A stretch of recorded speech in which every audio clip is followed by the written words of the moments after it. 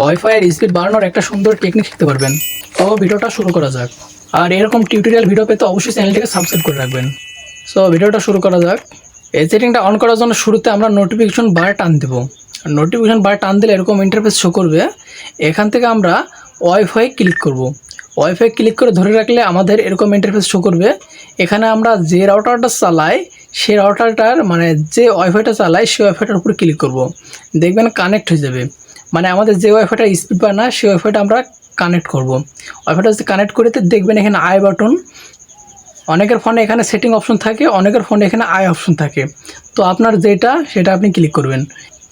আবার অনেকের ফোনে এখানে টিপে 2 থেকে 3 সেকেন্ড ধরে রাখলে ওখানে নিয়ে যায়। সো আমার আই অপশন, তাই আমি আই অপশনে ক্লিক করলাম। বন্ধুরা, আই অপশন হচ্ছে ক্লিক করে এরকম ইন্টারফেস শো করবে।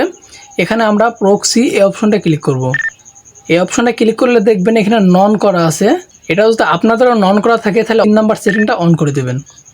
দেখবেন আপনাদের নেটও আমার মতন ফুল স্পিড হয়ে যাবে। সো ভিউয়ার্স, ভিডিওটা দেখে যদি একটু উপকৃত হন অবশ্যই চ্যানেলটিকে সাবস্ক্রাইব করবেন এবং লাইক করবেন, কমেন্ট করবেন এবং শেয়ার করবেন। সো গাইস, আজকের ভিডিওটা এই পর্যন্ত। সবাই ভালো থাকবেন। আল্লাহ হাফেজ।